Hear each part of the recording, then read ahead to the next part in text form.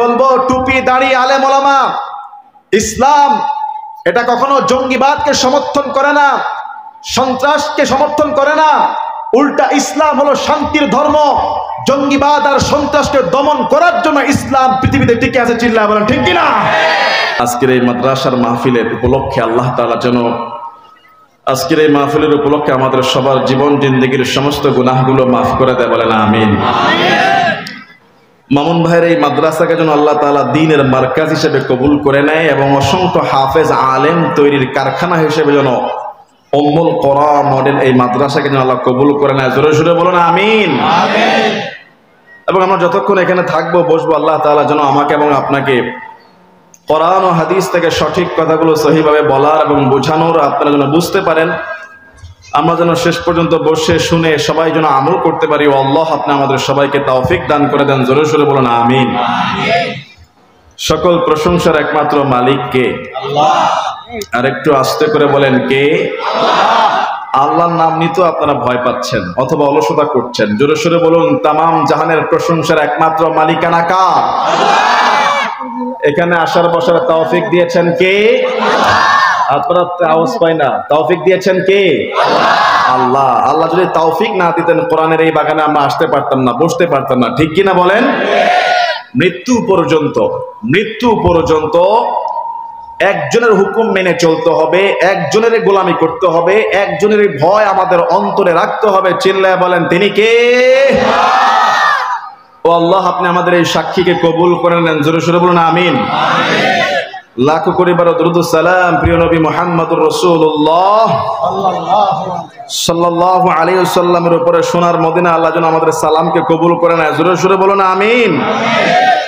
মুআজ্জাজ মুহতারাম, রাসূল আকরাম সাল্লাল্লাহু আলাইহি ওয়াসাল্লাম তিনি বলেছেন যে অধিকাংশ মানুষ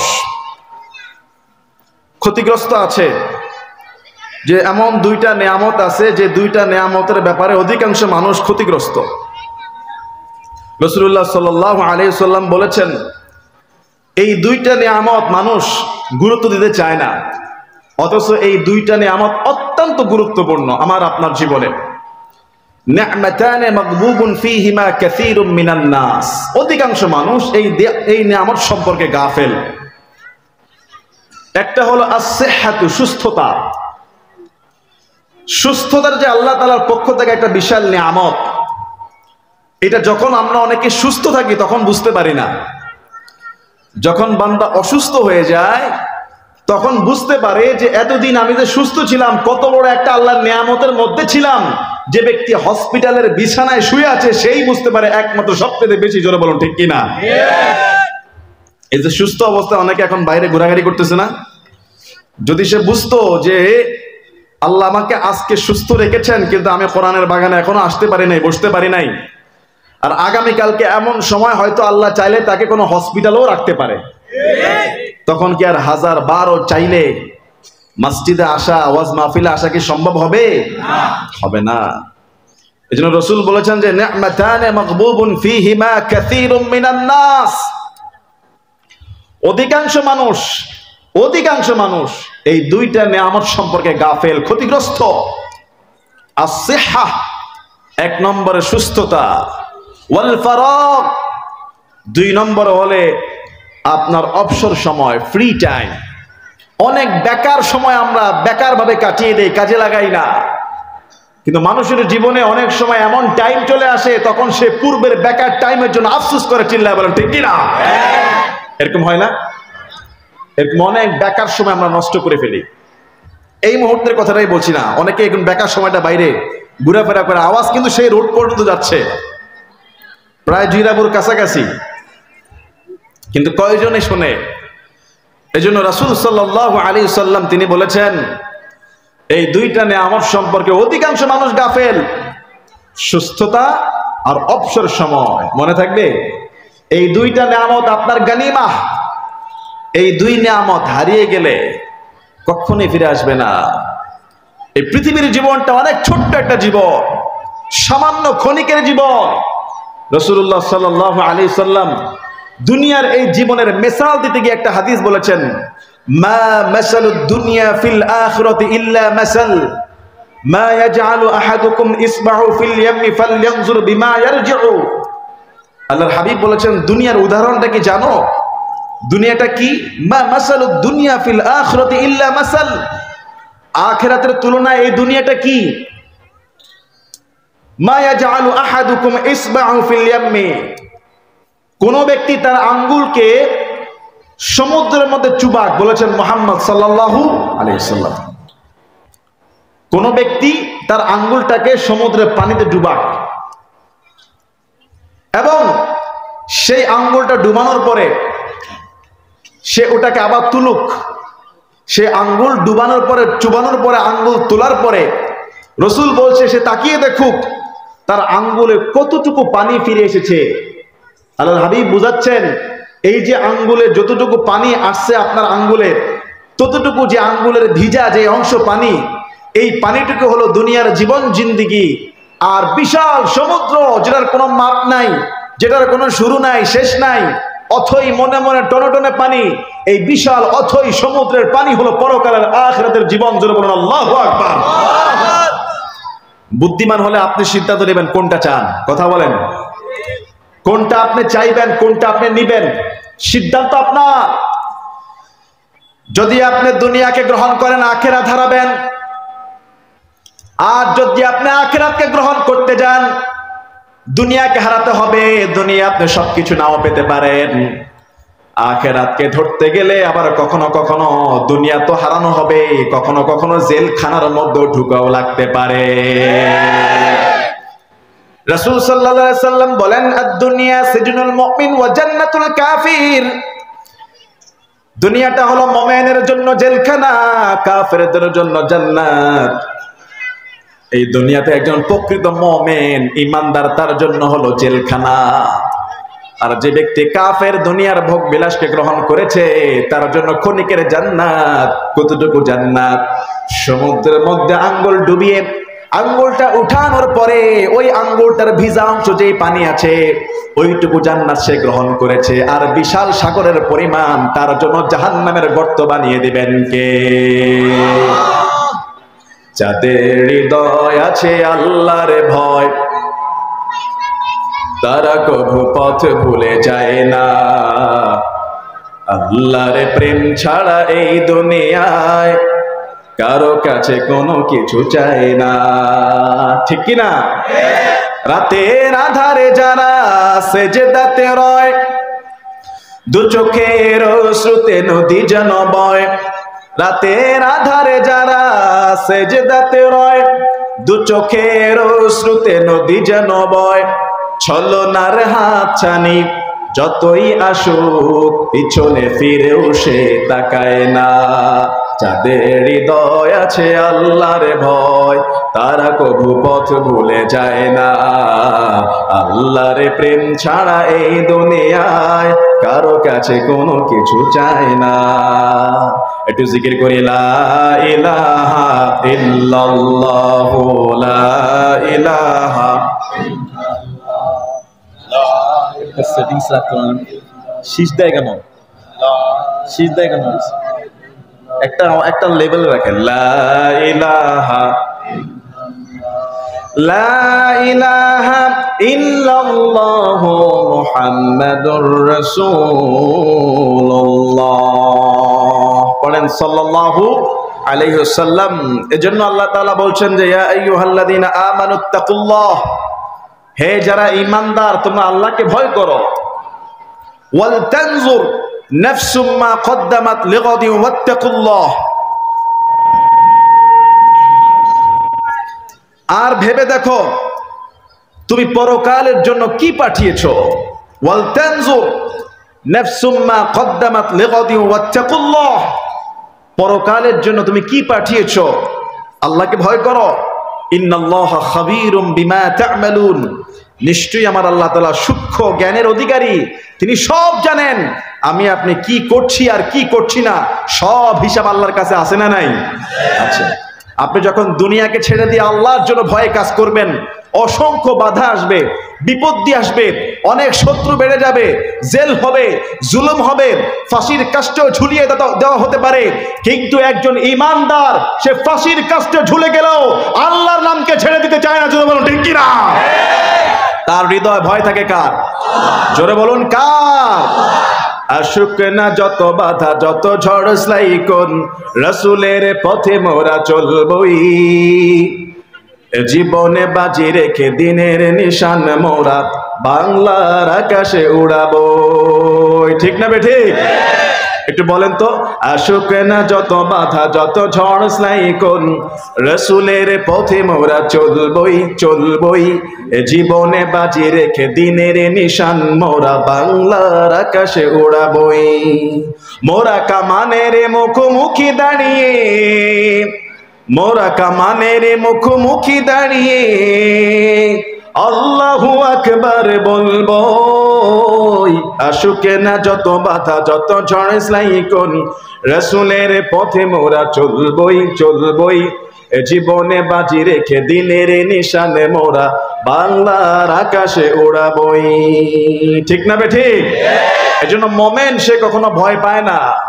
মোমেন কখনো আল্লাহ ছাড়া কারো গোলামি করে না। মোমেন কখনো টাকার কাছে বিক্রি হয়ে যায় না। যেটা সত্য সেটা বলে, যেটা মিথ্যা সেটা বলে, আল্লাহর দ্বীনের জন্য লড়াই করে মৃত্যু পর্যন্ত চিল্লায় বলেন ঠিক কিনা? সেই দিন কায়েমের আন্দোলনের সঙ্গে আমরা থাকতে চাই কি চাই না? জোরে বলুন চাই কি চাই না? আর যারা আল্লাহকে ভুলে যাবে, আল্লাহর আইনকে বাদ দিয়ে আল্লাহর হুকুমকে নিয়ে তামাশা করবে, আল্লাহ সুবহানাহু ওয়া তাআলা তাদের সম্পর্কে কোরআনুল কারীমের সূরা তাহার আপনার 16 নম্বর পারার 19 নম্বর পৃষ্ঠায় কি বলছেন শুনেন। ওয়ামান আ'রাদা আন যিকরি فإن له معيشة ضنكا ونحشره يوم القيامة أعمى قال رب لم حشرتني أعمى وقد كنت بصيرا। قرآن الله أكبر। রব্বুল আলামিন বলেন ওয়ামান আ'রাদা আন যিকরি, যে ব্যক্তি আমার জিকির থেকে, আমার উপদেশ থেকে, আমার নির্দেশ থেকে, আমার স্মরণ থেকে নিজেকে গাফেল করবে, মুখটা ফিরিয়ে নিবে, অর্থাৎ আল্লাহকে স্মরণ করতে চায় না, আল্লাহর দ্বীনকে মানতে চায় না, আল্লাহর হুকুম বাস্তবায়ন করতে চায় না, নিজের মন গড়া, নিজের ইচ্ছা মতো দুনিয়ার স্বার্থের জন্য সব কিছু করতে পারে। আল্লাহ বলছেন ফাইন্না লাহু মাঈশাতান দনকা, আমি আল্লাহ তার জীবনটাকে ছোট করে দিব, সংকুচিত করে দেব, তার জীবনটা এমনটাই সংকোচ আর সংকট তৈরি করে দেব।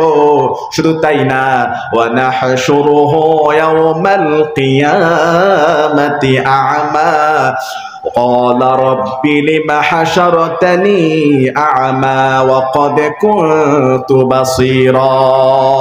কিয়ামতের ময়দানে, হাশরের ময়দানে দুনিয়ার জীবনকে যে প্রায়োরিটি দিয়েছিল, আল্লাহকে স্মরণ করে নাই, আল্লাহর দ্বীনকে বুলুণ্ঠিত করেছিল, কিয়ামতের ময়দানে ওই লোকটাকে আল্লাহ অন্ধ করে দাঁড় করায় দিবেন। অন্ধ হয়ে দাঁড়াবে, চোখের মধ্যে কিছুই দেখবে না। সে বলবে আল্লাহ ক্বালা রাব্বি লিমা হাশারতানি, আমি তো দুনিয়াতে চক্ষুষ্মান ছিলাম, আমা, দুনিয়াতে আমি সব ছিলাম, ওয়াকাদ কুনতু বাসীরা, ক্বালা রাব্বি লিমা হাশারতানি আমা, হে আল্লাহ আজকে হাশরের মাঠে কেন আপনি আমাকে অন্ধ করে দাঁড় করালেন?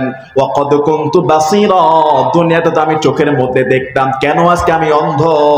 আল্লাহ বলছেন ক্বালা কাযালিকা, এমনি ভাবে আতাতকা আয়াতুনা, তুমি যেভাবে আমার নির্দেশকে ভুলে গিয়েছিলা, ফানাসিতাহা, আমার আইনকে লঙ্ঘন করেছিলা, আমার হুকুমকে ভুলে গিয়েছিলা, ওয়া কাযালিকাল ইয়াউমা তুনসা, আজকের এই দিনে আমি আল্লাহ তোমাকে ভুলে গেলাম। বলেন নাউজুবিল্লাহ।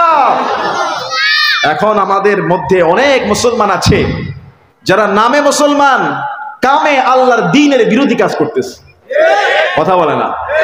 নিজের স্বার্থের জন্য যদি ইহুদিদের সঙ্গে হাত মিলানোর প্রয়োজন হয় হাত মিলায়, খ্রিস্টানের জন্য বন্ধুত্ব করতে হলে বন্ধুত্ব করে, দাদা বাবুদের সঙ্গে যদি ঘনিষ্ঠ সম্পর্ক করতে চায় ঘনিষ্ঠ সম্পর্ক রাখতে চায়, দিনের নিজের স্বার্থের জন্য কোরআনের আইনকে, হাদিসের আইনকে পরিবর্তন করতে চায়, মন গড়াভাবে জীবন বাস্তবায়ন করতে চায়, নিজের স্বার্থের জন্য যারা এই কাজ করবে, আল্লাহর দ্বীনকে বুলুণ্ঠিত করে, আল্লাহ বলছে আমি আল্লাহ তাদের জীবনের মধ্যে এমন সংকট দিব, এমন মুসিবত দিব, দেখতে মনে হবে অনেক আরাম আয়েশ করে দালান কোঠার মধ্যে শুয়ে আছে, কিন্তু মাথার তালু থেকে পায়ের তালু পর্যন্ত 1 ইঞ্চি আল্লাহ শান্তি দিবে না, পুরাটাই অশান্তি দিয়ে আল্লাহ ভরপুর করে দেবে। জোরে বলুন ঠিক কি না?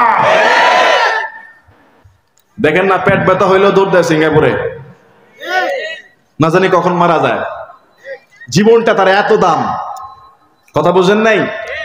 যদি আপনি মানুষের হক নষ্ট করেন, যদি আপনি আল্লাহর হক নষ্ট করেন, আপনি এই পৃথিবীতে আপনি যত বড় সফল কাম হোক না কেন, টাকা পয়সা ক্ষমতা দিয়ে, আর আল্লাহর দ্বীনকে যদি আপনি বুলুণ্ঠিত করেন, ওই ক্ষমতা, ওই পয়সা, ওই জমক সম্পদ আপনাকে দুনিয়াতে তো শান্তি দিতেই পারবে না, পরকালেও তো সম্ভব না, পরকালেও দিবে না। কথা বলেন ঠিক কিনা? আল্লাহ বলছে কিয়ামতের ময়দানে এই সমস্ত লোকগুলোকে আমি আল্লাহ অন্ধ করে দাঁড় করাবো, যারা দুনিয়াতে চোখ থাকার পরও, কোরআন দেখার পরও না দেখার ভান করে চলেছে, যারা শরীয়তের আইন বুঝার পরও না বুঝার ভান করে চলেছে, যারা ইসলাম শান্তির ধর্ম বুঝার পরও অশান্তি সৃষ্টি করেছে, এই সমস্ত চক্ষুষ্মান লোকগুলো কিয়ামতের ময়দানে দাঁড়াবে চোখ হারা, চোখের মধ্যে দেখবে না। তারা বলবে আল্লাহ রব্বি লিমা হাশারতানি আমা, আপনি আজকে আমাকে অন্ধ করে দাঁড় করালেন, আমি তো চোখে তো ওয়াকাদ কুনতু বাসীরা, দুনিয়াতে তো আমার চোখ ভালো ছিল, দুনিয়াতে তো আমি দেখতাম, আজকে আপনি আমাকে অন্ধ করে দাঁড় করিয়েছেন কেন? আল্লাহ বলবে ক্বালা কাযালিকা আতাতকা আয়াতুনা ফানাসিতাহা, এজন্যই তোমাকে আজকে অন্ধ করে দাঁড় করালাম যে দুনিয়াতে তুমি আমার কোরআনকে ভুলে গিয়েছিলা, রাসূলুল্লাহর সুন্নাহকে ভুলে গিয়েছিলা, ইসলামকে ভুলে গিয়েছিলা। ফজরের আজান হয়েছে, জোহর হয়েছে, আসর হয়েছে, মাগরিব হয়েছে, এশা হয়েছে, অসংখ্য বান্দা বান্দিরা সময় মতো সেজদায় লুটিয়ে পড়েছে, তুমি দেখেও না দেখার ভান করেছিলা। আছে না নাই? তোমার চোখের সামনে মসজিদে মানুষ ঢুকেছে, বের হয়েছে, আজান হয়, ইকামত হয়, ওয়াজ মাহফিলের আওয়াজ তোমার কানের মধ্যে চলে যায়, তোমার কান খোলা, তোমার চোখ খোলা, তারপরেও তুমি দেখো না দেখার ভান করেছিলা। এই জন্য আল্লাহ তাআলা আজকে তোমাকে অন্ধ করে দাঁড় করিয়েছে। দুনিয়াতে চক্ষুষ্মান থাকা সত্ত্বেও চোখের ব্যবহার করো নাই, বিবেকের ব্যবহার করো নাই, কানের ব্যবহার করো নাই, কলবের সঠিক ব্যবহার করো নাই। এরকম কান থাকার পরও যারা কান দিয়ে শুনতে চায় না, চোখ থাকার পরও দেখো যারা সত্য দেখার পরও সত্যটা বুঝতে চেষ্টা করে না, কলব থাকার পরও যারা হককে অনুধাবন করে না, বাল হুম আদল কাল আনআমি বাল হুম আদল, আল্লাহর কোরআন বলছে এরা হলো চতুষ্পদ জন্তু জানোয়ারের মতো না, তার থেকেও নিকৃষ্ট, চতুষ্পদ জন্তু জানোয়ারের চেয়ে নিকৃষ্ট যারা মানুষরূপী টাটকা শয়তান। চিল্লায় বলেন ঠিক কিনা? আজকে প্রত্যেকটা ঘরে কোরআন আছে, আছে না নাই? প্রত্যেকটা ঘরে কোরআন আছে, কিন্তু কোরআন পড়ার লোক আছে কয়জন? প্রত্যেকটা ঘরে কোরআনের উপরে ধুলাবালি পড়ে আছে। অনেক ঘরে পড়ে আলহামদুলিল্লাহ, আজকে আমাদের সন্তানেরা বিশুদ্ধ করে কোরআন পড়তে পারে না, বিশুদ্ধ করে কোরআন তেলাওয়াত শিখারও আগ্রহ নাই। দিনে স্কুল, বিকালে কোচিং, সকালে প্রাইভেট, কথা বলেন। আর স্কুল কলেজ ভার্সিটি থেকে আস্তে আস্তে কোরআনের সিলেবাস মাইনাস না প্লাস? কথা বলে না, মাইনাস না প্লাস? আমি বলি না, আপনারা বলতেছেন, আর এটাই সত্য। একটা সময় স্কুল কলেজ ভার্সিটিতে যেই পরিমাণ কোরআন হাদিসের সিলেবাস ছিল, দিন দিন এটা বিলুপ্ত হয়ে যাচ্ছে। এখন আর আগের মতো তাদের ভিতরে দ্বীনের ভয় নাই, দ্বীনের জ্ঞান নাই, শরীয়তের বুঝ নাই, যার কারণে এখন অনেকেই ছোট্ট ছোট বাচ্চারা পর্যন্ত প্রেম প্রীতি করে, রিলেশনশিপ করে, টিকটক বানায়, ভিডিও বানায়। কথা বলেন ঠিক কিনা? যায় যায় যায় যায় দিন চলে যায়, কোরআন পড়লাম না। কত নোবেল নাটকে দেখলাম, হাদিসে ধরলাম না, ঠিক না? যায় যায় যায় যায় দিন চলে যায়, কোরআন পড়লাম না। কত নোবেল নাটকে দেখলাম, হাদিসে ধরলাম না। সত্যিকারের খাঁটি মুমিন মুসলিম হইলাম না যে, কেউ কি জানে সেই ঘড়িটা লাগবে কয়দিন কাজে, কেউ কি জানে সেই ঘড়িটা লাগবে কয়দিন কাজে, টিক টিক টিক টিক যেই ঘড়িটা বাজে ঠিক ঠিক বাজে, কেউ কি জানে সেই ঘড়িটা লাগবে কয়দিন কাজে। ঠিক কিনা বলেন? কবি বলতেছে টিক টিক টিক টিক করে যেই ঘড়িটা বাজে, এটা কিন্তু ওই ঘড়ি না, এটা হলো জীবন ঘড়ি। আমার আপনার যে জীবন ঘড়িটা চলতেছে, এটা যেদিন থেমে যাবে, মালাকুল মউত যেদিন থামিয়ে দিবে, সেদিন এক সেকেন্ড আগেও না পরেও না, ওই সময়টা জীবনটা স্টপ হয়ে যাবে। চাইলে আর 1000 বার অনুরোধ করলো একটা রাকাত নামাজ পড়ার সময় আর পাওয়া যাবে না। এজন্য কবি বলতেছে চক চক ফক ফক করে যতদিন ঘড়ির চেহারা, ততদিন তারে কিনতে চায় যে খরিদদারেরা। ঠিক কিনা বলেন? চকচক ফক ফক করে যতদিন ঘড়ির চেহারা, ততদিন তারে কিনতে চায় যে খরিদদারেরা। সময় থাকতে সময় দিলে সবখানে বিরাজে, কেউ কি জানে সেই ঘড়িটা লাগবে কয়দিন কাজে, কেউ কি জানে সেই ঘড়িটা লাগবে কয়দিন কাজে, কেউ কি জানে সেই ঘড়িটা লাগবে কয়দিন কাজে। ঠিক কিনা বলেন? সময় থাকতে সময় দেন, সময় থাকতে সময় দেন। আপনার ছেলে মেয়েদেরকে দিন ইসলামের মার্কাজ সেখানে পৌঁছায় দেন। আল্লাহর কসম করে বলছি, আপনি মারা যাবেন, আপনার সন্তান বিশুদ্ধভাবে ডাক দিবে আমার রবকে, রব্বির হামহুমা কামা রব্বায়ানি সগীরা। আয় রব, আমার মা নাই, আয় রব, আমার বাবা নাই, তুমি আমার মা বাবার উপরে ছোটকালে তারা যেমনি ভাবে আমাকে লালন পালন করে আদর স্নেহ দিয়ে সাহায্য সহযোগিতা করে রহমত করেছে, আজকে তুমি তাদের প্রতি রহমত নাজিল করে দাও। ওই আলেম যখন ডাক দিবে, আপনি পিতামাতা মূর্খ ছিলেন, আপনার কবরটা আপনার নেককার সন্তানের দোয়ার খাতিরে সঙ্গে সঙ্গে আল্লাহ আযাব মাফ করে দিয়ে জান্নাতের একটা বিশাল বাগান বানায় দিবে। এটা লাভ না লস? আর ছেলে মেয়েকে পড়াইছেন ভালো কথা, অক্সফোর্ড বিশ্ববিদ্যালয়ে, হার্ভার্ড ইউনিভার্সিটি, বুঝেন নাই? আমেরিকার হার্ভার্ড ইউনিভার্সিটি, লন্ডনের অক্সফোর্ড ইউনিভার্সিটি, ঢাকা বিশ্ববিদ্যালয়ের থেকে পড়াশোনা করেছে। তাকে আপনি দিন শিখান নাই। পড়াশোনা করাটা খারাপ না, পড়তে পারেন, যে কোনো জায়গায় পড়ান, সমস্যা নাই। ডাক্তার বানান, আলহামদুলিল্লাহ ভালো। ইঞ্জিনিয়ার বানান, আলহামদুলিল্লাহ ভালো। আইনজীবী বানান, ব্যারিস্টার বানান, আলহামদুলিল্লাহ ভালো। যদি দ্বীনের জ্ঞান না থাকে, তখন আর এটা ভালো হবে না, এটার প্রতিক্রিয়া উল্টা হবে, তখন এটার ফলাফল উল্টা আসবে। তখন এই ছেলে যখন বড় বড় barrister, lawyer, doctor, engineer, professor, high educated person হয়ে যাবে, তার মুখ দিয়ে যখন কোরআনের শব্দ বের হবে না, রব্বির হামহুমা কামা রব্বায়ানি সগীরা, এটা পড়া তো দূরে থাক, বিশুদ্ধ উচ্চারণ তো দূরে থাক, পড়তেই পারবে না। এমন টাকা পয়সা খরচ করে দ্বীনের জ্ঞান না দিয়ে দুনিয়াবি সুশিক্ষা শিক্ষিত করা, এমন সন্তান কি আপনি পিতা মাতা মারা গেলে 1 সেকেন্ডের জন্য আপনার জন্য দোয়া করবে? সে তো পারেই না দোয়া করবে। আর তার দোয়া করলে কি দোয়া কবুল হবে? দোয়া কবুল হওয়ার জন্য তো উচ্চারণটা সহি হওয়া চাই, দোয়া কবুল হওয়ার জন্য তো 5 ওয়াক্ত নামাজি হওয়া চাই, দোয়া কবুল হওয়ার জন্য তো হালাল খাবার কোনটা, হারাম খাবার কোনটা, সেটা বুঝা, আকল দেওয়া, আল্লাহর ভয় নিয়ে সেটা চলা চাই। তাইলে তো আল্লাহর কাছে দোয়া কবুল হবে। আর যার ভিতরে দ্বীনের জ্ঞান থাকবে না, ইসলামের জ্ঞান থাকবে না, হক হালাল বুঝবে না, কোরআন তেলাওয়াত করতে পারবে না, আল্লাহর ভয় থাকবে না, ওই লোক দুনিয়াবি যত বড়ই শিক্ষিত হোক না কেন, ওই লোক, ওই ছেলেটা, ওই সন্তানটা তার পিতা মাতার মৃত্যুর পরে একটা পয়সাও সে একটা নেকির উপকার করতে পারবে না।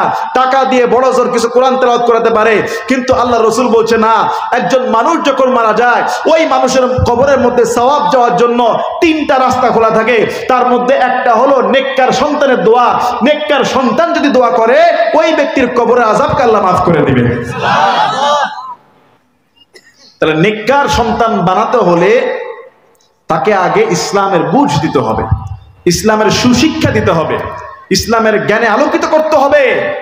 যদি তা না করেন, তাহলে এমন হবে বড় হয়ে আজানের শব্দ শুনলে তার ভালো লাগবে না, আলেম ওলামাদেরকে দেখলে, মুসল্লিদেরকে দেখলে ভালো লাগবে না, টুপি দাড়ি দেখলে তার মন্তরে খালি জঙ্গি জঙ্গি ভয় আসবে। কথা বলেন ঠিক কি না? আমি বলবো, টুপি দাড়ি, আলেম ওলামা, ইসলাম এটা কখনো জঙ্গিবাদকে সমর্থন করে না, সন্ত্রাসকে সমর্থন করে না। উল্টা ইসলাম হলো শান্তির ধর্ম। জঙ্গিবাদ আর সন্ত্রাসকে দমন করার জন্য ইসলাম পৃথিবীতে টিকে আছে। চিল্লায় বলেন ঠিক কিনা? বরং যারা ইসলাম বিদ্বেষী, কোরআন বিদ্বেষী, নাস্তিক, মুরতাদ, যারা আজকে ইসলামিক শিক্ষাকে বাদ দিয়ে পাশ্চাত্যের কালচারকে তৈরি করতে চায়, এমনও প্রতিষ্ঠান রয়েছে যেসব প্রতিষ্ঠানে আমাদের মেয়েরা, বোনেরা যখন যায়, বোরকা পরে গিয়েছে, তাকে গলা ধাক্কা দিয়ে বের করে দিয়েছে যে আমার প্রতিষ্ঠানে তুমি বোরকা পরে আসতে পারবা না। বাংলাদেশের ঘটনা, কথা বুঝেন নাই? বাংলাদেশের ঘটনা। কখনো শুনি ঢাকা ইউনিভার্সিটিতে, কখনো শুনি জগন্নাথ বিশ্ববিদ্যালয়ে, কখনো শুনি আপনার আইডিয়াল কলেজে, বিভিন্ন কলেজ ভার্সিটিতে প্রিন্সিপালরা, অধ্যক্ষরা, ডিপার্টমেন্টের চেয়ারম্যানরা তারা আইন জারি করে ভাইবা পরীক্ষা দিতে গেলে পর্দা লঙ্ঘন করানোর চেষ্টা করে। অথচ 90% উপর মুসলমানদের দেশ, মুসলমানদের লেবাস পড়তে পারবে না। মুসলিম জনতা বেঁচে থাকতে কখনোই এটা মেনে নেবে না। কথা বলেন ঠিক কিনা? পালা রে পালা, জলদি পালা, নইলে তোদের গলে ঝুলবে তালা। ঠিক কিনা? পালা রে পালা, জলদি পালা, নইলে তোদের গলায় ঝুলবে তালা। হকই আসছে, বাতিল তো কাঁপছে, হকই আসছে, বাতিল তো কাঁপছে, ছিনিয়ে নিবে ওরা জয়ের মালা। পালা রে পালা, পালা রে পালা, জলদি পালা, নইলে তোদের গলে ঝুলবে তালা। কিছু নাস্তিক মুরতাদ চাচ্ছে ইসলামের আওয়াজ বন্ধ করে দিয়ে এদেশের মধ্যে সমকামিতার আইনকে প্রতিষ্ঠা করতে। কিছু নাস্তিক মুরতাদ আছে যারা কাদিয়ানীদেরকে সমর্থন করে, অথচ কাদিয়ানীরা হলো চূড়ান্ত কাফের। তারা আমাদের নবীকে শেষ নবী মানে না। গোলাম মির্জা আহমদ কাদিয়ানীকে তারা নবী মানে। বলেন না নাউজুবিল্লাহ। কিছু নাস্তিক মুরতাদ চাচ্ছে ভিতরে ভিতরে ষড়যন্ত্র করে মসজিদের আজানের সাউন্ডগুলোকে কমিয়ে ফেলতে। কিছু নাস্তিক মুরতাদ চাচ্ছে বাংলার এই জমিনের ঐতিহ্য তাফসীর মাহফিলের উপরে বাধা দিয়ে বন্ধ করে দিতে। কিছু নাস্তিক মুরতাদ চাচ্ছে যারা হকপন্থী আলেম তাদের লিস্ট করে কারাগারের মধ্যে ভরে দিতে। আমি বলতে চাই, যতই বাধা আর বিপত্তি, যতই ষড়যন্ত্র আর চক্রান্ত করা হোক না কেন, বাংলাদেশ এটা হলো শাহজালালের দেশ, এটা হলো শাহপরানের দেশ, এটা হলো শাহ মাখদুমের দেশ, এটা আল্লামা শফি রহমতুল্লাহর দেশ, এটা উলামা একরামের দেশ। এই দেশের মধ্যে যতদিন মুসলিম জাতি আছে, ইসলাম ছিল, আছে, থাকবে। প্রয়োজনে আমরা রাজপথে কাফনের কাফন পরে নেমে যাব, প্রয়োজনে জেল জুলুম খেটে ফাঁসির কাস্টে ঝুলে যাব, জীবন দিব, তারপর ইসলামকে ছেড়ে দিয়ে এক মুহূর্তের জন্য কাফের মুশরিকদের সঙ্গে আমরা আপোষ করব না, করব না, করব না। জন্য বলুন ঠিক কিনা?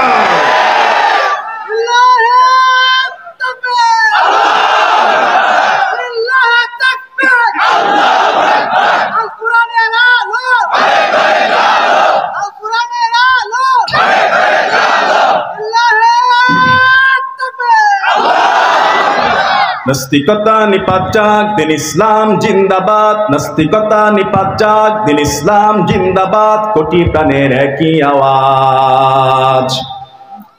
খোদাদ্রোহী ছাড় পাবে না, এই বাংলায় ঠাঁই হবে না। মুসলমানরা জেগেছে আজ। জোর কদমে সামনে চলো, বজ্র কণ্ঠে আওয়াজ তোলো। জোর কদমে সামনে চলো, বজ্র কণ্ঠে আওয়াজ তোলো। সবাই মিলে একই তালে দাও না স্লোগান, নারায়ে তাকবীর, নারে তাকবীর। দিন ইসলাম, দিন ইসলাম জিন্দাবাদ, জিন্দাবাদ। ইসলামের এই জন্য দেশের হয়েছে জন্ম, ইসলামের বিরুদ্ধে গেলে দেশ হবে ভিন্ন। ইসলামের এই জন্য দেশের হয়েছে জন্ম, ইসলামের বিরুদ্ধে গেলে দেশ হবে ভিন্ন। ইসলামের বিরুদ্ধে যারা নিয়েছ অবস্থান, এই বাংলায় ঠাঁই হবে না, যাও হিন্দুস্তান। জোর কদমে সামনে চলো, বজ্র কণ্ঠে আওয়াজ তোলো। সবাই মিলে একই তালে দাও না স্লোগান, নারায়ে তাকবীর, নারে তাকবীর। দিন ইসলাম, দিন ইসলাম জিন্দাবাদ, জিন্দাবাদ। মুসলমানের এই দেশেতে নাস্তিকদের ঠাঁই নাই, নাস্তিকদের পক্ষে যারা তাদের কোনো রক্ষা নাই। কথা বলেন আছে না নাই? কাদিয়ানির পক্ষে যারা নিয়েছো, আমরা যদি ধরতে পারি তোমাদেরকে শায়েস্তা করে দিব। কথা বলেন ঠিক কিনা? নবীর দুশমন যারা হয়েছো সাবধান হয়ে যাও, তাওহীদি জনতা নবীর উম্মত জেগে উঠলে পালানোর সময় পাবে না। কথা বলেন ঠিক কিনা? মুসলমানের এই দেশেতে নাস্তিকদের ঠাঁই নাই, নাস্তিকদের পক্ষে যারা তাদের কোনো রক্ষা নাই। এই দেশেতে থাকতে হলে কোরআন মানতে হবে, কোরআন না মানলে সোনার বাংলা ছাড়তে হবে। জোর কদমে সামনে চলো, বজ্র কণ্ঠে আওয়াজ তোলো, সবাই মিলে একই তালে দাও না স্লোগান, নারায়ে তাকবীর, নারে তাকবীর, দিন ইসলাম, দিন ইসলাম। হে মুসলমান ইমানদার জাতি, বুঝে নেন, আপনার যেটা সত্য সত্য বলতে হবে, যেটা মিথ্যা মিথ্যা বলতে হবে, এবং কোরআন এবং হাদিসের পক্ষে থাকতে হবে।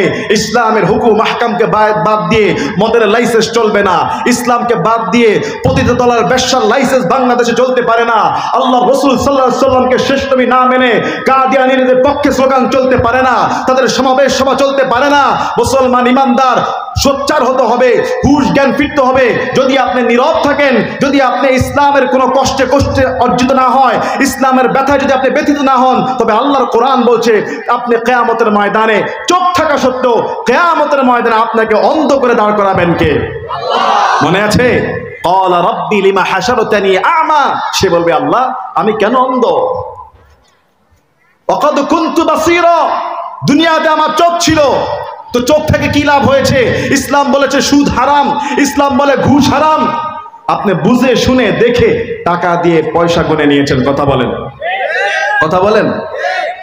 আমি দেখলাম গত সপ্তাহের পত্রিকার প্রথম আলো, ঢাকার যে পানির যে সাপ্লায়ার ওয়াসা কোম্পানির 40 কি 46 জন, 50 জনেরও কম, 50 জনেরও কম সংখ্যা, 45 জন মনে হয় হবে, তারা একাই 350 কোটি টাকা মেরে দিয়েছে। সুবহানাল্লাহ বলবেন নাকি? চিন্তা করেন, আমাদের দেশের মানুষ ঠিক মতো এখন আলু কিনতে পারে না, 50 টাকা কেজি, চিনির কেজি 100-এর উপরে, পেঁয়াজের কেজি 100-এর উপরে। কথা বলেন না কেন?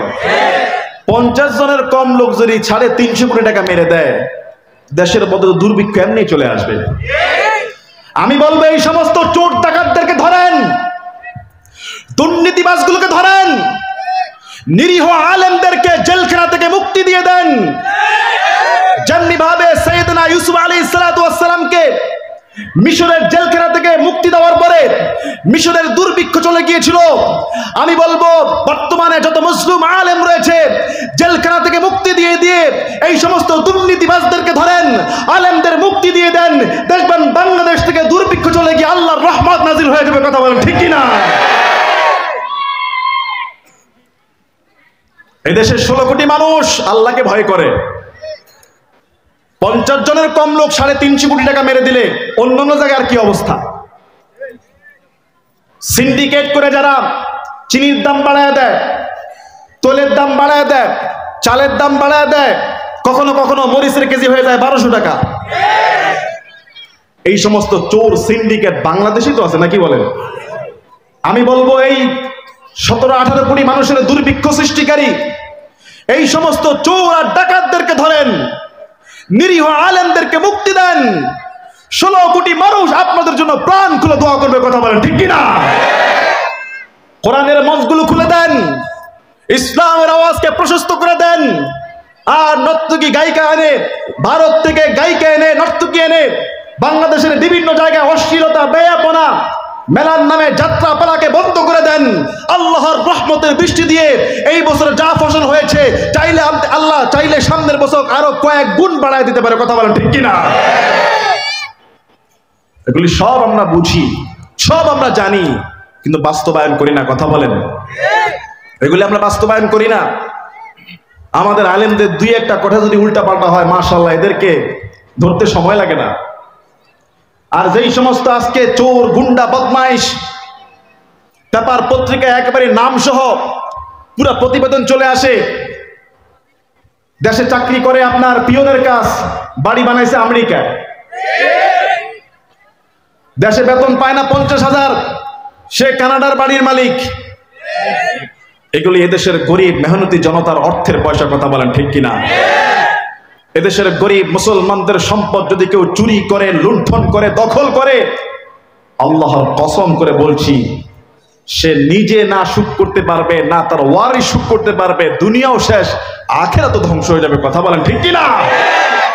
মুসলমান ইমানদার মেসেজ একটা, হালালকে হালাল মেনে চলতে হবে, হারামকে হারাম বলতে হবে, অন্যায়কে অন্যায় বলতে হবে, অবিচারকে অবিচার বলতে হবে। আপনি যদি কারো একটা পয়সা চুরি করে আপনি খান, আল্লাহর দরবারে আপনাকে এটা কৈফিয়ত দিতে হবে। কথা বলেন, ঠিক কিনা? আসসালামু আলাইকুম, ভালো আছেন? মাশাআল্লাহ, আমাদের আজকের মাহফিলের সম্মানিত প্রধান অতিথি জনাব দেওয়ান রাজু আহমেদ সাহেব, বিশিষ্ট সমাজসেবক ও সাবেক কেন্দ্রীয় ছাত্রনেতা, আমাদের মঞ্চে আসছে। জোরে বলুন আলহামদুলিল্লাহ। আল্লাহ ওনার হায়াতে জনগণের সেবায় বরকত বাড়িয়ে দিয়ে ওমরে ফারুকের মতো একজন সেবক হিসেবে কবুল করেন, বলেন না আমিন। ইসলাম প্রিয় মানুষ, আলেমদেরকে ভালোবাসে, কোরআনকে ভালোবাসে। এরকম যদি ভালো ভালো নেতা এমন সমাজ সেবক আমাদের সমাজে থাকতো, এরকম কোরআনের মঞ্চগুলো থেকে আরো আওয়াজ অনেক আগেই সারা পৃথিবীতে ছড়িয়ে পড়তো। কথা বলেন, ঠিক কিনা? আমি আপনাদেরকে একটা মেসেজ দিতে চাই, আপনি যদি কারো একটা অর্থ খান, নষ্ট করেন, আল্লাহর কাছে জবাবদিহি করতে হবে। হে যুবক ভাইরা, এই শীতকালে আমরা অনেকে ব্যাডমিন্টন খেলি না? রাস্তার মধ্যে ব্যাডমিন্টন রাতভর খেলেন, কোনো সমস্যা নাই, এটা শরীর চর্চা, খেলেন। কিন্তু এই ব্যাডমিন্টন খেলতে গিয়ে আপনি যদি মেইন লাইন থেকে, সরকারি লাইন থেকে কারেন্ট চুরি করে খেলেন, আল্লাহর কাছে আপনাকে 18 কোটি মানুষের আমানতের জন্য জবাবদিহি করতে হবে। আমি আপনাকে এটাই বলতেছি, একটা ছোট চোর হোক আর বড় চোর হোক, সমস্ত চুরি কিন্তু আপনাকে আল্লাহর কাছে জবাবদিহি করতে হবে। কেননা আপনি যে মেইন লাইন থেকে কারেন্ট চুরি করছেন, মেইন লাইন থেকে পানি চুরি করতেছেন, গ্যাস চুরি করতেছেন, এই মেইন লাইনের কারেন্ট দিয়ে আপনি ব্যাডমিন্টন খেললেন, এটার মধ্যে 16 কোটি মানুষের অর্থ আছে, 16 কোটি মানুষের সম্পদ। এই কারেন্ট আপনি ব্যবহার করে খেলতে পারবেন না। আপনি নিজস্ব কারেন্ট দিয়ে খেলেন, কোনো সমস্যা, কিন্তু আপনি সরকারি অর্থ যদি আপনি চুরি করেন, সরকারি অর্থ যদি আপনি অনুমতি ছাড়া নেন, তাহলে 16 কোটি মানুষের কাছে মাফ চাইতে হবে, না হলে কিয়ামতের ময়দানে এই 16 কোটি মানুষের কাছ থেকে জবাবদিহি করতে হবে। আর জবাবদিহি সম্ভব না, আপনার সমস্ত নেক আমল তাদেরকে আল্লাহ দিয়ে দিবে, তাদের সমস্ত গুনাহ আল্লাহ আপনার ঘাড়ে চাপিয়ে দিবে। এগুলো হলো মাসআলা। আপনাদের বিবেক খাটাবেন, চলার পথে, জীবন যাপনের পথে কখনোই কারো ক্ষতি করা যাবে না। আর এইটা বুঝার জন্য আমাদেরকে আল্লাহকে চিনতে হবে, আল্লাহর ভয় আনুগত্য আনতে হবে। আজকে যদি আমাদের সমাজের মানুষগুলো ভালো হয়ে যেত, দিনদার মুত্তাকি পরহেজগার হতো, নিজের থেকে সে অন্যায় কাজ করতো না, পুলিশ লাগতো না, র্যাব লাগতো না, মানুষ এমনি ভালো হয়ে যেত। কথা বলো, ঠিক কিনা? আর এখন প্রশাসন দিয়েও মানুষকে সোজা করতে পারে না। অন্যায়, অবিচার, সুদ, ঘুষ, মাদকতা, অশ্লীলতা, বেহায়াপনা, ব্যভিচার থেকে শুরু করে কি না চলছে আমাদের এই সমাজে। ছেলের হাতে মা খুন হয়ে যাচ্ছে, বাবা খুন হয়ে যাচ্ছে, স্ত্রীর হাতে স্বামী খুন হয়ে যাচ্ছে, ভাইয়ের হাতে ভাই খুন হয়ে যাচ্ছে। কতটা সমাজের অধঃপতন হয়েছে ইসলামের নূর আর আলো না থাকার কারণে। কথা বলেন, ঠিক কিনা? মনে রাখবেন, এটা মুসলমানদের দেশ। আপনার সামনে আজান হচ্ছে, ইকামত হচ্ছে, মসজিদ খোলা আছে। একটা সময় আসবে এই মসজিদের দরজা ঠিকই খোলা থাকবে, আপনি আর ঢুকতে পারবেন না, আপনার লাশের খাটটা চলে যাবে কবরস্থানের দিকে। আপনাকে রেখে আসা হবে সেই কবরের মধ্যে। যাদের জন্য আপনি অন্যায় করেছেন, অবিচার করেছেন, যাদের সুখের জন্য আপনার স্ত্রী সন্তান আপনাকে ভুলে যাবে। এজন্য আল্লাহ পাক রব্বুল আলামিন বলেন সূরা হাশরের মধ্যে, ইয়া আইয়ুহাল্লাযীনা আমানু তাকুল্লাহা ওয়াল তানজুর নাফসুম মা কদ্দামাত লিগাদিন ওয়াত্তাকুল্লাহ ইন্নাল্লাহা খাবীরুম বিমা তা'মালুন। আল্লাহু আকবার। রব্বুল আলামিন বলেন, হে ঈমানদার যারা, ইত্তাকুল্লাহ, আল্লাহকে ভয় করো, আল্লাহকে ভয় করো।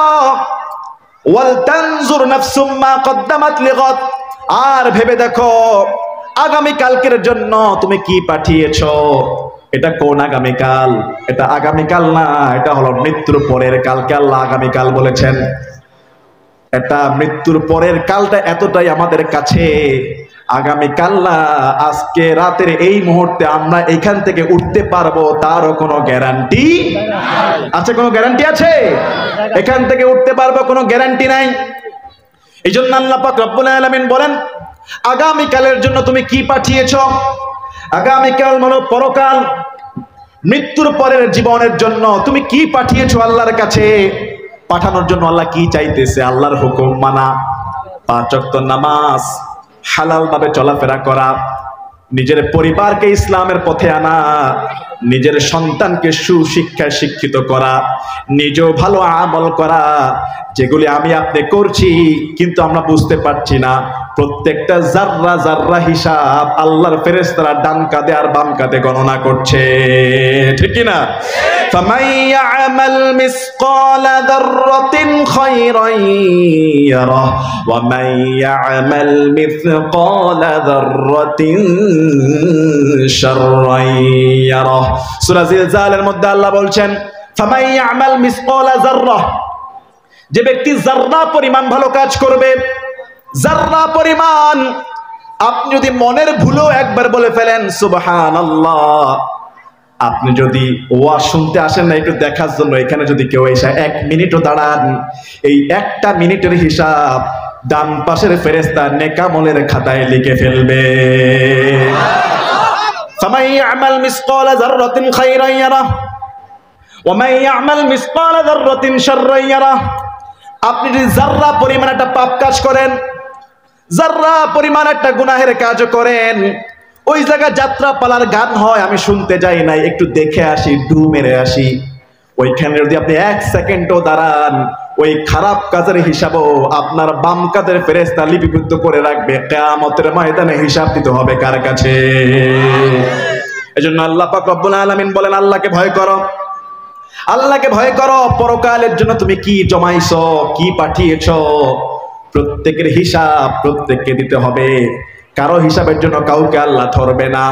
ইয়াউমা ইয়াফিরুল মারউ মিন আখি, কিয়ামতের ময়দানে ভাই ভাইয়ের কাছ থেকে পালাবে, ওয়া উম্মিহি ওয়া আবি, মায়ের কাছ থেকে পালাবে, বাবার কাছ থেকে পালাবে, ওয়া সাহিবাতিহি ওয়া বানি, স্ত্রীর কাছ থেকে পালাবে, সন্তানের কাছ থেকে পালাবে। কিয়ামতের ময়দানে মাকে দেখলে সন্তান দৌড় দিবে, মা সন্তানকে দেখলে দৌড় দিবে, স্ত্রী স্বামীকে দেখলে দৌড় দিবে, ভাই ভাইকে দেখলে দৌড় দিবে। একটাই কারণ, না জানি আজকে আমার মাকে, আমার বাবাকে, আমার সন্তানকে, আমার স্ত্রীকে না জানি একটা নেক আমল দিয়ে সাহায্য করা লাগে। আমার নেক আমল দিয়ে আমি পার পাবো কিনা তার কোনো গ্যারান্টি নাই। নেক আমল দেওয়ার ভয়ে ভয়ে একজন আরেকজন দেখে পালানো শুরু করে দেবে। কথাটা কার? আল্লাহর কথা। সূরা আবাসা খুলে দেখেন, ইয়াউমা ইয়াফিরুল মারউ মিন আখি, দুনিয়াতে ভাই ভাইয়ের জন্য জান দিয়ে দেয়, ওয়া উম্মিহি ওয়া আবি, মা বাবার জন্য আমরা নিজের জীবনকে কুরবানি করতেও রাজি, ঠিক কি না? ওয়া সাহিবাতিহি ওয়া বানি, স্ত্রী কন্যা দেখলেই পালাবে বাবা, স্বামী তার স্ত্রীকে দেখলেই পালাবে, স্ত্রীও পালাবে, কন্যা পালাবে, সন্তান পালাবে। কেন পালাবে? কেন পালাবে? না জানি আজকে বাবা আমার কাছে একটা নেক আমল চায়।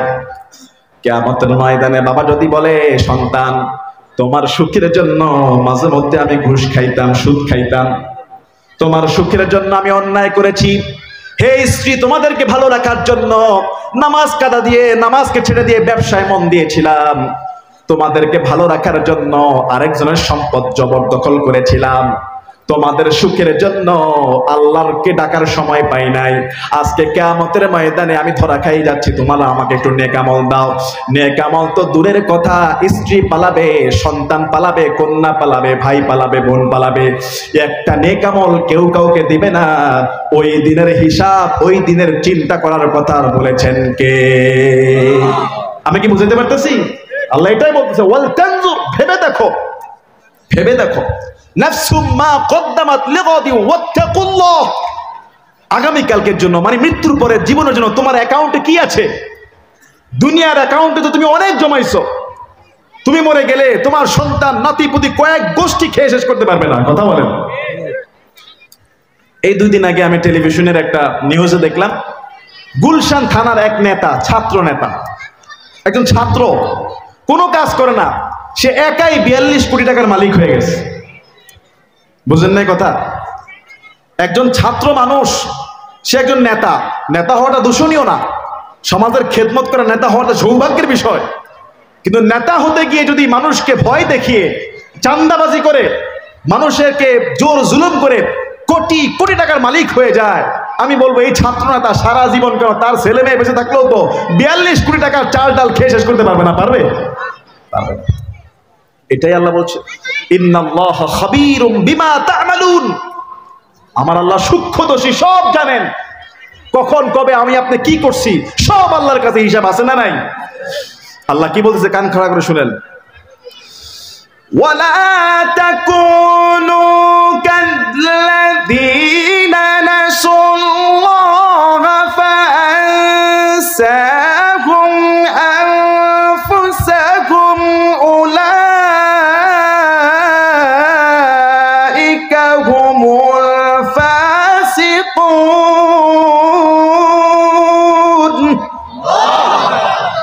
আল্লাহ পাক রব্বুল আলামিন বলেন, ওয়ালা তাকুনু কাল্লাযীনা নাসুল্লাহ, তোমরা তাদের মতো হয়ো না যারা আল্লাহকে ভুলে গিয়েছে। তাদের মতো তোমরা এরকম বেহুশ হয়ে যাও না, বেখেয়াল বেখবর হয়ে যাও না। অমুকে নামাজ পড়ে না, তমুকে অন্যায় করে, সেইটার দিকে তাকায়ও না। তাদের মতো তোমরা আল্লাহকে ভুলে যেও না। ফানসাহুম আনফুসাহুম, যাদেরকে আল্লাহ আত্মভোলা করে দিয়েছে। আল্লাহর কোরআন বলছে, কেউ যদি আল্লাহকে ভুলে যাওয়ার চেষ্টা করে, আল্লাহর দ্বীনকে যদি ঢিলামি দেয়, অগ্রাহ্য করে, অবহেলা করে, আমার আল্লাহ তাকে আরো পথভ্রষ্ট করে দেয়। তার অন্তর থেকে আল্লাহর নূর আর মহাব্বত, ভালোবাসাকে তুলে দেয়। আল্লাহর কথা শুনলে তার আর ভালো লাগে না। উলাইকা হুমুল ফাসিকুন, এরাই হলো ফাসিক আর পাপাচার। যদি আপনি আল্লাহর কাছ থেকে দূরে সরে যান, আল্লাহ আপনাকে ঠেলে দিবে, দূরে সরাইয়া দিবে। আল্লাহ আপনাকে আত্মভোলা করে দিবে, তখন আর আপনি চাইলেও ভালো কাজের দিকে আসতে পারবেন না। এজন্য আল্লাহ পাক রব্বুল আলামিন বলেন, তাদের মতো হয়ো না যারা আল্লাহকে ভুলে যায়।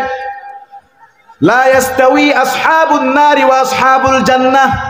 রব্বুল আলামিন বলেন, জান্নাতি আর জাহান্নামী কখনোই সমান হতে পারে না।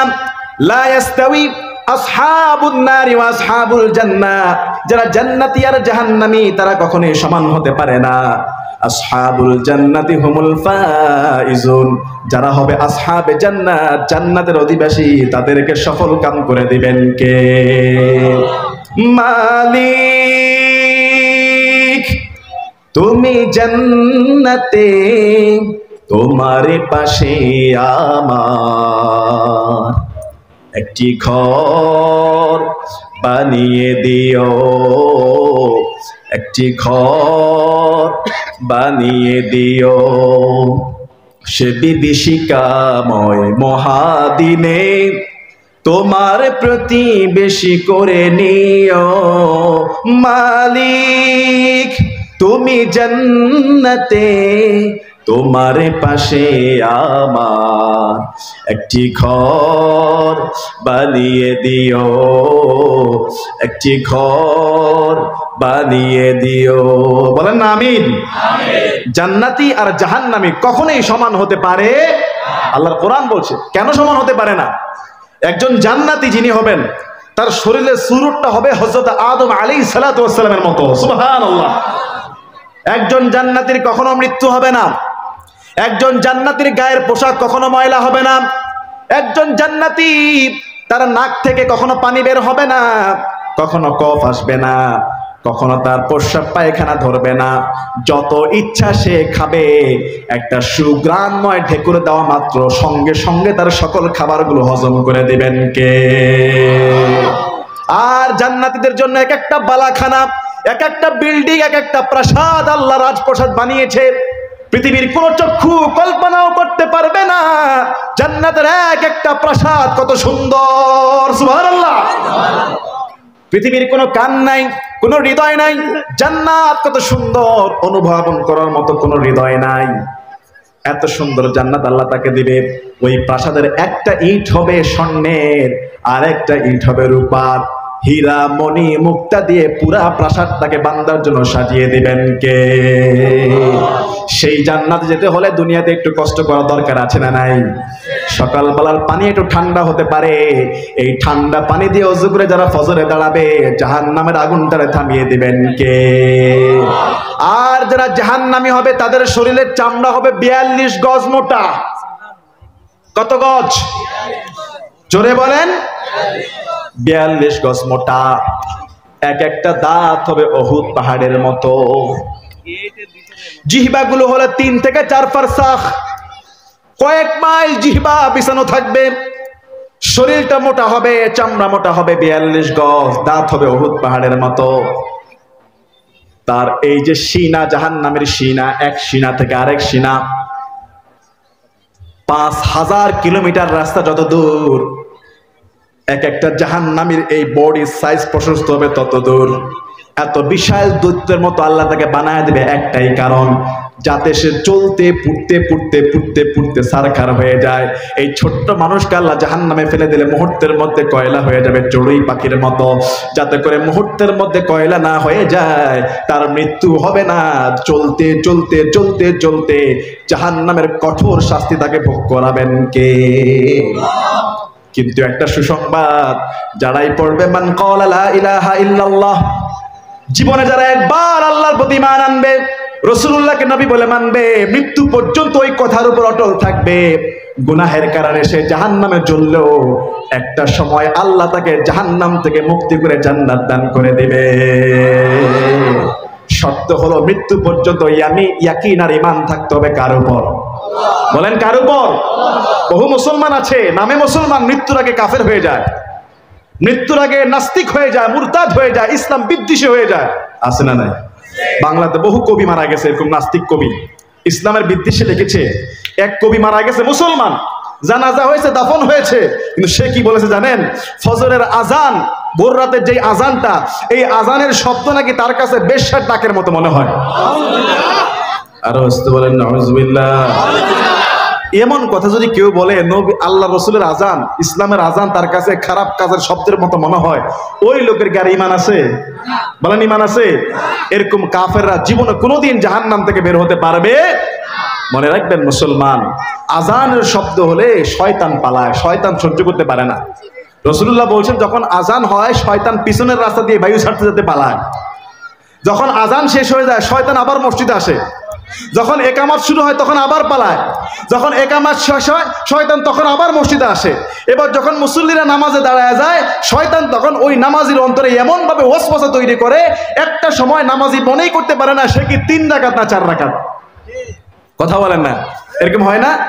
শয়তান আপনাকে নামাজের মধ্যে যতই ডিস্টার্ব দেখ না কেন, যদি আপনি 2টা সাহু সিজদা মারতে পারেন, ওই শয়তানের ভুলও মাফ করে দিয়ে আপনার নামাজটা আল্লাহ কবুল করে ফেলে। জোরে বলেন সুবহানাল্লাহ। এবার আল্লাহ পাক রব্বুল আলামিন কি বলছেন? লাউ আনজালনা হাদাল কুরআন। আলোচনা লম্বা করব না, শেষ করে দেব, যেহেতু প্রধান অতিথি বসে আছে, নিশ্চয়ই উনি কথা বলবেন, আমার পরে আলোচক আছে, এরপরে ছাত্র ভাইদের প্রদর্শনী আছে। লাউ আনজালনা হাদাল কুরআন, বলা হচ্ছে যদি এই কোরআনটাকে আলা জাবাল, পাহাড়ের উপর নাজিল করা হতো।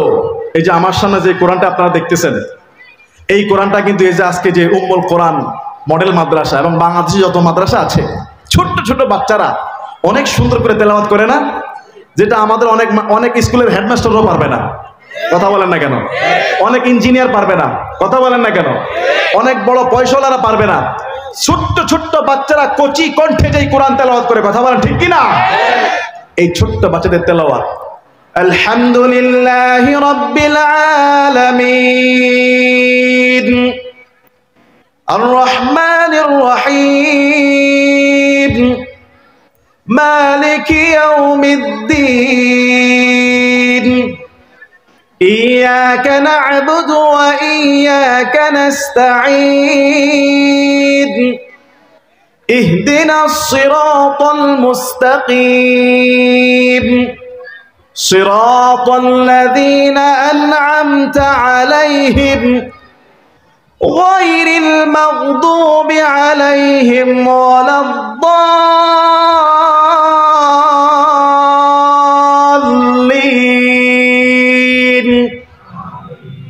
আপনার সন্তান যখন এইভাবে টেনে টেনে সুন্দর করে পড়বে, আপনার কি ভালো লাগবে না? বলেন নাকি ভালো লাগবে না? এই ছোট্ট কোরআন, ছোট্ট ছোট বাচ্চারা, আমি নিজেও 8-9 বছর বয়সে এই কোরআনকে বুকে নিয়ে ফেলেছি। সুবহানাল্লাহ বলেন। এখন কিন্তু আর মুখস্থ করা অনেকের জন্য কঠিন হয়ে যাবে বড় হয়ে গেলে।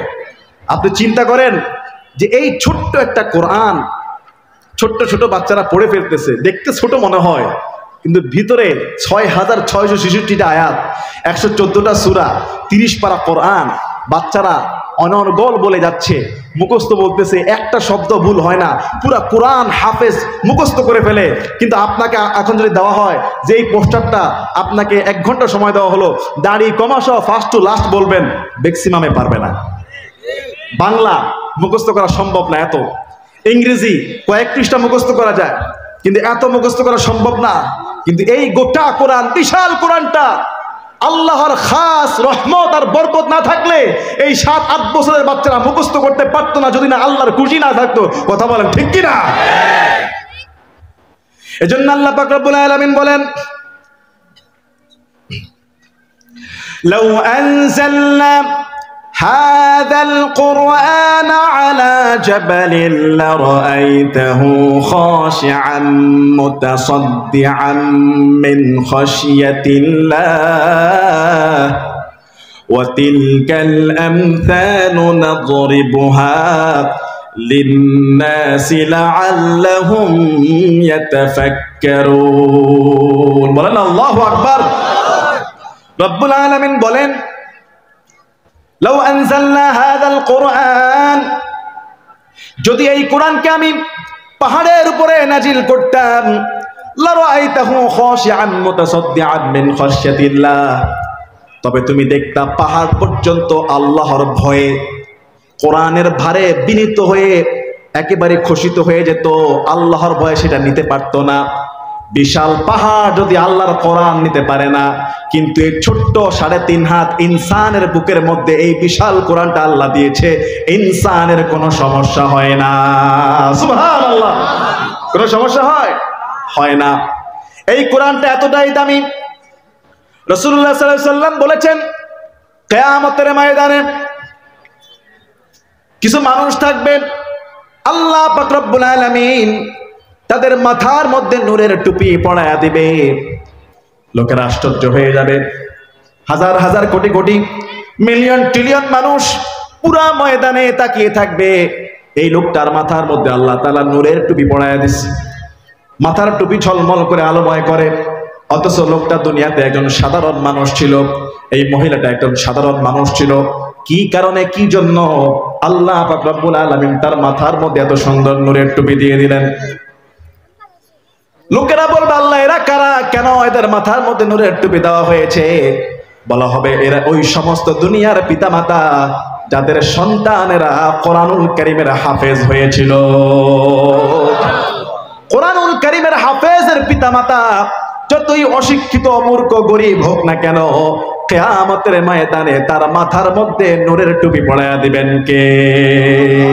একটু জিকির করি, লা ইলাহা ইল্লাল্লাহু, লা ইলাহা। এই মামুন ভাইকে দান করে বলে, আমার একটু প্রোগ্রাম আছে, আরেকটা যেতে হবে, তাড়াতাড়ি আসতে হবে। লা ইলাহা ইল্লাল্লাহু, লা ইলাহা, লা ইলাহা ইল্লাল্লাহু মুহাম্মাদুর রাসূলুল্লাহ। পড়েন সাল্লাল্লাহু আলাইহি ওয়াসাল্লাম। মনে রাখবেন মুসলমান, কুল হাল ইয়াস্তাউিল্লাযীনা ইয়ালামুনা ওয়াল্লাযীনা লা ইয়ালামুন। আল্লাহ বলছে, ও নবী আপনি বলুন, যারা জানে আর যারা জানে না তারা কখনোই সমান হতে পারে? এটা কোন জানা? ইসলামের জ্ঞান, কোরআন হাদিসের জ্ঞান। অবশ্যই তারা সম্মানিত ব্যক্তি। আপনি আলেম হতে পারেন নাই, আলেমের বাবা হন। বাবা হতে পারেন নাই, আলেমের নানা বা নাতি হন। আপনি তাও হতে পারেন নাই, আলেমদের সেবক হয়ে যান। তাদের মাদ্রাসার আপনি একজন দায়িত্বশীল, একজন নজরদারি, খোঁজ খবর নেওয়ালা হয়ে যান। মাঝে মধ্যে কিছু পয়সা করে দেন, খোঁজ খবর নেন, আলেমদের সঙ্গী সাথী হয়ে যান। আল্লাহর কসম করে বলছি, হতে পারে এই মহাব্বতের কারণে, যার সঙ্গে যার মহাব্বত, তার সঙ্গে তার কিয়ামত হতে পারে। কিয়ামতের ময়দানে এই আলেমদের সঙ্গে আল্লাহ আপনাকেও টান দিয়ে জান্নাতে ঢুকাইয়া দেবে। তবে কখনই আলেমদের বিরুদ্ধাচরণ করা যাবে, ইসলামের বিরুদ্ধাচরণ করা যাবে? এই কোরআনটা স্বয়ং আল্লাহ হেফাজতের দায়িত্ব নিয়েছে। পৃথিবীতে 104টি আসমানি গ্রন্থ আছে। কয়টা? 104টি। মনে রাখবেন, আসমানি গ্রন্থ হলো এই যে কোরআন, এটা আল্লাহর কালাম। এরকম 104টি আছে, তার মধ্যে 4টা হলো শ্রেষ্ঠ: তাওরাত, জাবুর, ইনজিল, কোরআন। তাওরাতের কোনো অস্তিত্ব নাই। তাওরাতের অনুসারী যারা ছিল মুসা-নবীর উম্মত, সব কাটছাট করে নিয়েছে নিজেদের সুবিধা মতো, যেখানে অসুবিধা সেটা কাটিয়ে ফেলছে। জাবুরের অনুসারী তারা এটাকে বিকৃত করে ফেলেছে। ইনজিল, যেটা বাইবেল বলা হয়, কয়েক ভাগ হয়ে গিয়েছে। কিন্তু এই কোরআন আজ থেকে 1500 বছর নাজিল হয়েছে। তখনও তেমন কাগজ ছিল না, প্রিন্ট ছিল না, কম্পিউটার মেশিন ছিল না, ইলেকট্রিক মেশিন ছিল না, ফটোকপি মেশিন ছিল না। কিন্তু আজও পর্যন্ত কোরআনের একটা হরফ, একটা নুক্তাও, একটা আয়াতও পরিবর্তন হয় নাই, যেমন ছিল তেমনই আছে। বলুন সুবহানাল্লাহ। হেফাজত করছেন কে? আল্লাহ। কোরআনে কথাটা আছে সূরা হিজরের 14 নম্বর পারার প্রথম পৃষ্ঠা। ইন্না নাহনু নাযালনা যিকরা ওয়া ইন্না লাহু লাহাফিযুন।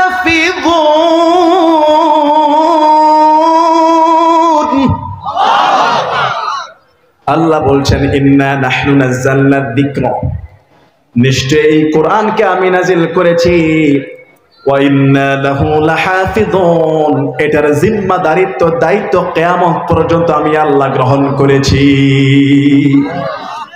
যুগে যুগে চক্রান্ত হয়েছে, যুগে যুগে ষড়যন্ত্র হয় কোরআনুল কারীমকে পরিবর্তন করে দেওয়ার জন্য।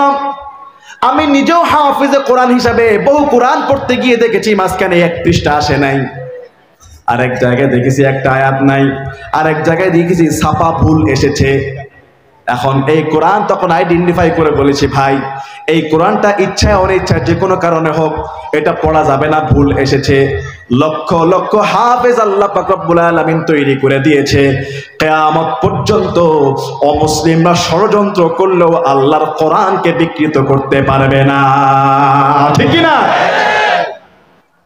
তারা জানে মুসলমানদের অস্ত্র হলো কোরআন, মুসলমানদের অস্ত্র হলো হাদিস। এগুলির ভিতরে গন্ডগোল লাগাইতে পারলে মুসলিম জাতির মধ্যে গন্ডগোল লেগে যাবে। হাজারো চক্রান্ত ষড়যন্ত্র হয়েছে, পরিবর্তন করতে পারে নাই, কিয়ামত পর্যন্ত পারবে না। আর এই পরিবর্তন না করার কারণে আজও পর্যন্ত তারা ফিলিস্তিনে 50 বছর ধরে যুদ্ধ করে। ফিলিস্তিনের অস্ত্র নাই, সৈন্য নাই, সামরিক সহায়তা নাই, তারপরও ইসরায়েলের ইহুদি গোষ্ঠী ফিলিস্তিনকে হারাইতে পারে না। হ্যাঁ মুসলমান ইমানদার, আজকে যে ইসরায়েল বৃষ্টির মতো বোমা ফেলে ফিলিস্তিনের মধ্যে গুড়া গুড়া করে দিচ্ছে, আর ফিলিস্তিনি মা বোনেরা বুক পেতে দিয়ে গুলি খেয়ে জাজরা জাজরা হয়ে শহীদ হয়ে যাচ্ছে, এটার কারণ কি জানেন? মসজিদুল আকসা মুসলমানদের প্রথম কেবলা রক্ষার জন্য। মুসলমানদের প্রথম কেবলা, এটা মনে রাখবেন। আমাদের এখন তো কেবলা কাবা, বাইতুল্লাহ, তাই না? মক্কার দিকে আমরা ফিরে নামাজ পড়ি, কিন্তু রাসূলুল্লাহ যখন মদিনায় আসছে 16-17 মাস মসজিদুল আকসা ফিলিস্তিনের দিকে ফিরে নামাজ পড়ছেন। মুসলমানদের প্রথম কেবলা এবং পৃথিবীর দ্বিতীয় ঘর। আল্লাহ রসুলকে আবু যর জিজ্ঞাসা করছে, হুজুর এই পৃথিবীর সর্বপ্রথম ঘর কোনটা? নবীজি বলেছেন, পৃথিবীর সর্বপ্রথম ঘর হলো কাবা, বাইতুল্লাহ, তারপরে মসজিদুল আকসা।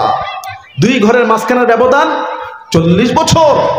মসজিদুল আকসা হযরত সুলাইমান আলাইহিস সালাতু ওয়াস সালাম যখন নির্মাণ শেষ করে, তিনি বলেছিলেন, হে আল্লাহ, যে ব্যক্তি এই মসজিদের মধ্যে 2 রাকাত নামাজ আদায় করবে, তুমি আল্লাহ তাকে নিষ্পাপ মাসুম বাচ্চার মতো তার জীবনের সব গুনাহগুলো মাফ করে দিও। আমার নবীজি বলেছে, সুলাইমান নবীর দোয়া আমি আশা রাখি আল্লাহ কবুল করবে। সুবহানাল্লাহ। এই মসজিদ কি শুধু ফিলিস্তিনের নাকি আমাদের সবার? বলেন আমাদের সবার না এটা? কিন্তু আজকে আমরা 200 কোটি মুসলমান, শুধু আমরা হুমকি ধমকি দিচ্ছি, বাস্তবে আমরা কোনো সাহায্য সহযোগিতা করতে এখনো পারি না। কথা বলেন। হ্যাঁ মুসলমান ইমানদার, ইসরায়েল হলো একটা অবৈধ রাষ্ট্র। জোর করে মুসলমানদের সীমানাকে তারা দখল করেছে। 200 কোটি মুসলমান যুদ্ধ করা লাগবে না, 200 কোটি মুসলমান অস্ত্র চালানো লাগবে না। আমার বিশ্বাস ইসরায়েলের ওই ইহুদি রাষ্ট্রের দিকে 200 কোটি মুসলমান রাতের বেলা প্রস্রাব জমায়া সকালবেলা যদি ওই দিকে শুধু প্রস্রাব ছেড়ে দেয়, ইসরায়েলের ওই জারজ সন্তানগুলো মুসলমানদের প্রস্রাবে ভেসে নিস্তার হয়ে সাগরের মধ্যে ঢুকে যাবে। কথা বলে ঠিক কিনা?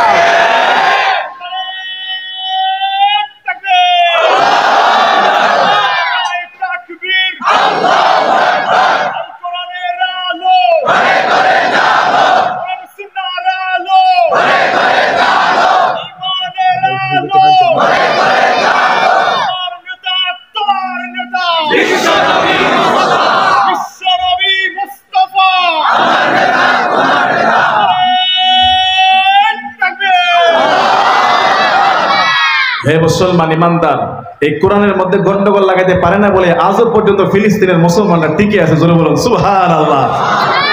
আর রাসূল সাল্লাল্লাহু আলাইহি ওয়াসাল্লাম এটাই বলেছেন, কিয়ামত পর্যন্ত একটা দল থাকবে হকের পক্ষে। নবীজি বলেছেন কিয়ামত পর্যন্ত একটা দল থাকবে হকের পক্ষে, এবং এই দলটা কিয়ামত পর্যন্ত আল্লাহর জন্য লড়াই করবে, আল্লাহর পক্ষ থেকে সাহায্য প্রাপ্ত হবে, পৃথিবীর কোন শক্তি তাদেরকে হারাইতে পারবে না। জোরে বলুন আল্লাহু আকবার। সেই দলটাই মনে হয় ফিলিস্তিনের সেই দলটা যারা মসজিদুল আকসার জন্য জীবন বাজি রাখছে। কথা বলেন ঠিক কিনা? আরে ভাই, কিছুদিন আগে, এখন তো যুদ্ধবিরতি চলতেছে, কিছুদিন আগে ইসরায়েলের ইহুদিদের যে দামি দামি ট্যাঙ্ক আছে, ট্যাঙ্ক চিনেন তো, নিচ দিয়ে চলে যেটা, এটাকে বলা হচ্ছে মারকাবা ট্যাঙ্ক। নাম দিছে কি? মারকাবা। 170 মিলিয়ন খরচ করে এক একটা ট্যাঙ্ক বানিয়েছে। এটার সুরক্ষা, এটার মজবুত, এটার সবকিছু এত সুন্দর করে বানিয়েছে। তারপরেও এই ট্যাঙ্কগুলো যখন ফিলিস্তিনের মধ্যে ঢুকেছে, ফিলিস্তিনের ছোট্ট ছোট্ট বোমার আঘাতে এই ট্যাঙ্কগুলো ভেঙে চুরমার হয়ে গেছে। বলেন আল্লাহু আকবার। আলহামদুলিল্লাহ, আমার ভাই ইয়াহিয়া তাকি সাহেব চলে আসছে। বলেন আলহামদুলিল্লাহ। আজকে এই পর্যন্তই, সবাই দোয়া করবেন আল্লাহ যেন আমাদের সবাইকে ইসলামের পক্ষে কাজ করার তৌফিক দান করে।